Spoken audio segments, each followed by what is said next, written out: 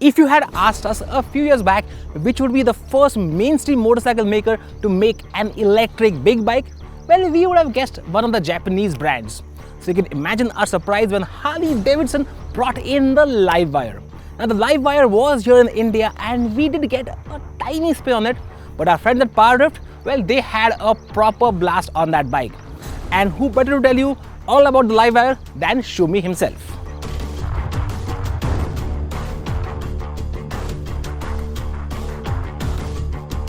LiveWire is not a complicated motorcycle to understand. At the bottom, the silver part is the motor. It's called Revelation. Originally, it appeared on the Alta Motors paperwork when Harley-Davidson acquired a stake in them.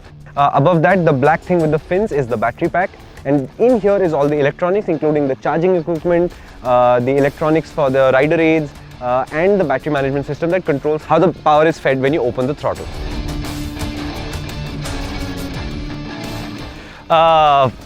Huge surprise. The performance is a huge surprise. So the thing about electric motors is they produce all their torque all of the time, right? So this makes 160 Newton meters of torque. But it's very difficult to understand until you've been in the saddle that it makes that torque as soon as the throttle is open. So when you launch it, today we've been riding in a wet condition, dirty roads, 3.4 seconds to 100 kilometers an hour, which is mind-blowing on an average good day for a normal motorcycle. For this, it's just epic. To give you a frame of reference, we had a Fat Boy also here, which has a very similar torque to weight ratio. Actually, it has an advantage over the LiveWire.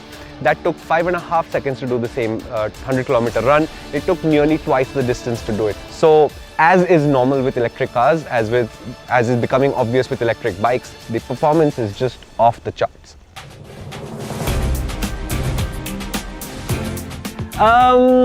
Depends on how hardcore electric and Harley enthusiast you are, because today it's going to be difficult.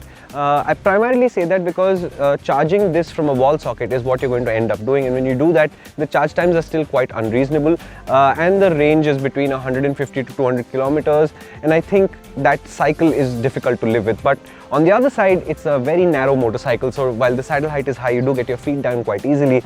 It is heavy and can feel unwieldy at really slow speeds, but it manages its weight really well at other speeds.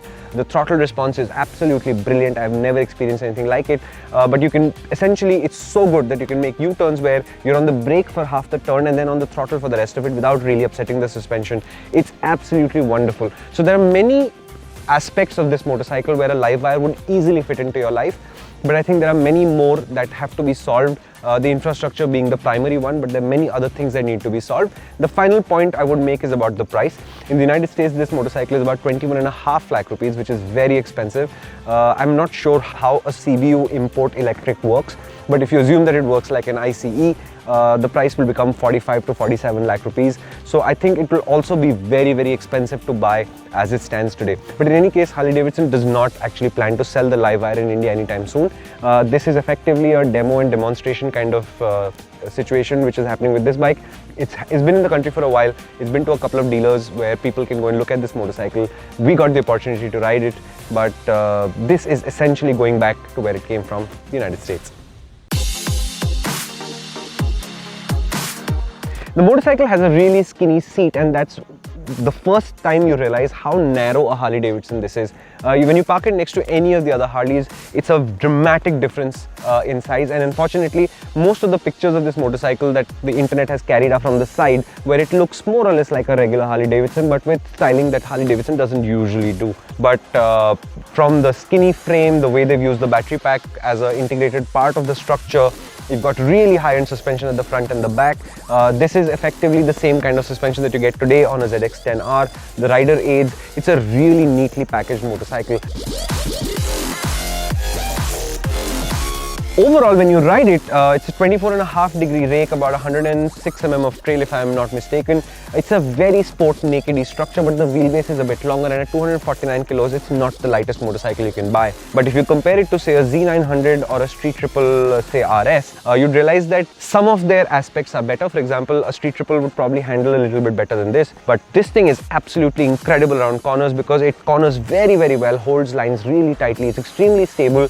you do have to get over that sense of weight that the motorcycle has, that a heavy motorcycle has gone to a lean angle and change direction. That sensation is always there and you have to learn to live with it. But outside of that, this is a very, very nice handling motorcycle. Suspension is extremely stiff. It is adjustable, so there is the opportunity to calm it down a little bit. But as stock, it's a very stiff motorcycle. But yes, we had a few corners today and yet absolutely thoroughly enjoyed riding it.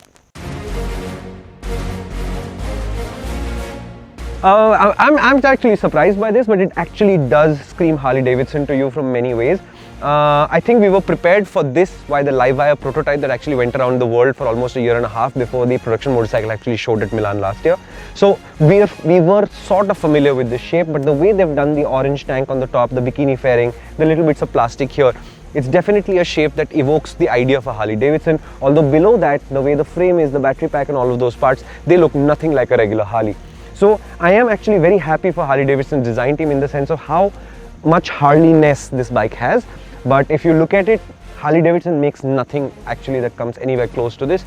I think the XR series had this kind of an ergonomic setup, and the Street Fighter that will come later will also have something like this. But I am very, very happy with how much of the styling elements speak to you in terms of this is a Harley-Davidson. It comes from the same company that produces all of the other V-twin cruisers. Amazing job there.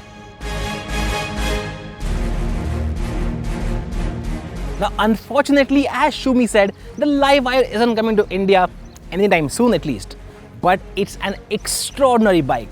And if the future is anything like the LiveWire, well, we say bring it on.